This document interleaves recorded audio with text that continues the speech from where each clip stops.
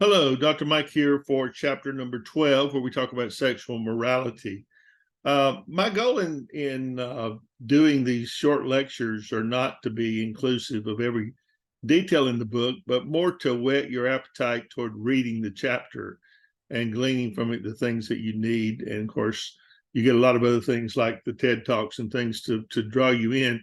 But I think it's well worth your effort to do that. All these little pieces together end up leaving you with a pretty good concept of the ethical aspects of whatever it is we're talking about. Some things you will know more about than others, like abortion and euthanasia, maybe criminal crime and punishment, things like that we'll talk about. But others may be totally new to you, and so it may be helpful for you to come to terms with some thoughts that maybe you haven't had before.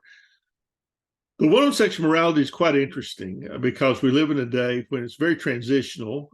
Sexual morality is in our culture very transitional. We've had gay marriage in our lifetime. We have the transgender issue and different things of that sort.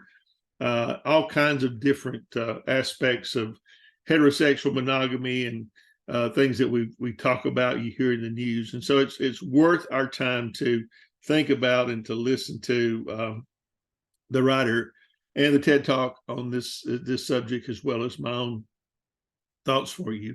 So let me encourage you to take some time and to think about each of these things as we move through them. And I think you'll be the better person for that.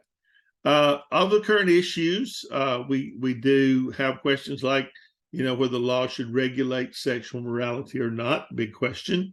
Should we be free to choose or change our gender, which is also a very hot button issue right now. Should consensual sexual acts be regulated? Sexually transmitted diseases have been a huge thing forever. Emotional health, teen pregnancies, unwanted pregnancies, sex addiction, sexting, abstinence, cohabitation, all of these things kind of come together, making this a very big part of the culture that we live in. Also other issues like, double standards, that we treat men differently than we do women in this area of female genital mutilation, which happens more in foreign countries or with foreign nationals living in this country. Rape and date rape, human sex trafficking is a big deal. You see in the news quite a bit.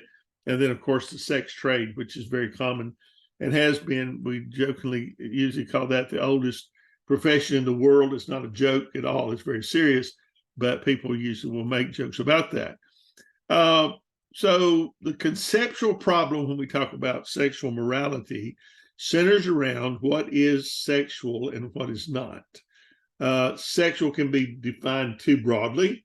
It can also be defined as being too narrow. Does sexual intercourse have to be an expression of love, or do you have that outside of love and marriage? And then, of course, philosophers have spent a great deal of time discussing these things, and you'll read about that in this chapter, and I think you'll find some great points there. So as far as relevant factual matters, what do we consider? Some factual matters are relevant to what we have to say about sexual morality, things like the effects of celibacy. You hear this quite a lot in relation to the Catholic Church, as priests are required to be celibate. The effects of separating bodily pleasure from other aspects of your life, or the likelihood of contracting AIDS, which is a huge consideration. There are both benefits and harms that result from sexual activity that might have relevance to morality. And we do live in a world where there's a lot of different kind of judgments that are passed upon people sexually as a part of that culture. When we think about the different philosophical truths that we've looked at, the consequentialist or the utilitarian considerations of sex are pretty clear. There are consequences that go along with having sex, outside the bonds of marriage or whatever. And then there are the utilitarian considerations, that which makes you the happiest.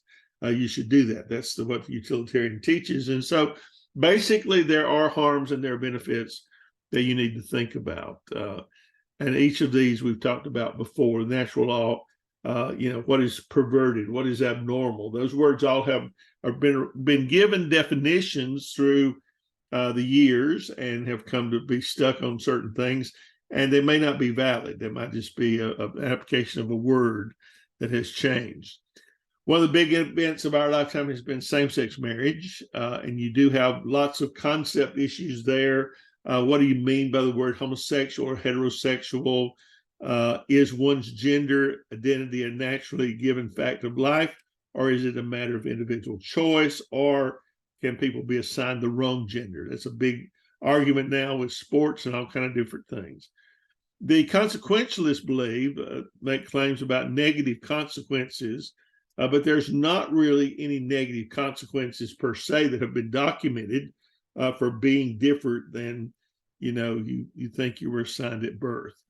The non-consequential view claims that homosexuality goes against nature, but the same-sex attractions often are present from childhood.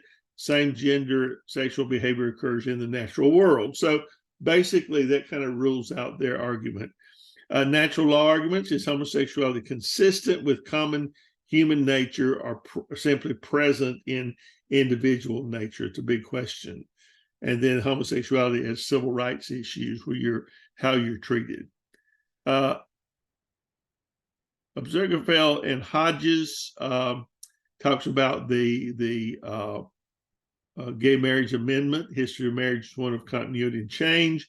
And there are 4 principles and traditions that demonstrate this, that are basically the basis of freedom of marriage that was found in the same sex: the right to personal choice, that you get to choose the person you love, the support of 2-person union, and then safeguards children and family, and then marriage is a keystone of our social order. You hear all of those very definitely mentioned as you listen to this argument.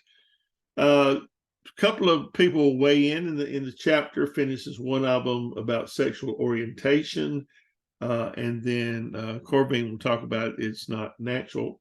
So you can come up to your own, whatever background or whatever foundation you have that helps you make your moral decisions. This is one that you'll have to do some thinking about, because we live in such a present culture, one that you live in. When I was a pastor for 20 years, and I probably come down on the more progressive side, in that I think people, as long as they're not hurting each other, can make their own choices. Just like with abortion, women ought to be able to do what they want to do with their own bodies if they're not bothering anybody else. Same thing with gay people. So as you look at these, give some thought to where you want to put yourself. And of course, that's not something that you're going to use in your job as far as what you say to people. But I think it's helpful for you to be able to hold on to your own views and think about them in light of what you see with other people. And I think you'll learn a great deal from that. Read this chapter, listen to the TED Talk, and I think you will be enlightened on this. And I look forward to, we'll talk to you tomorrow. We'll move on to equality and discrimination tomorrow. Thanks for listening, and we'll talk to you soon.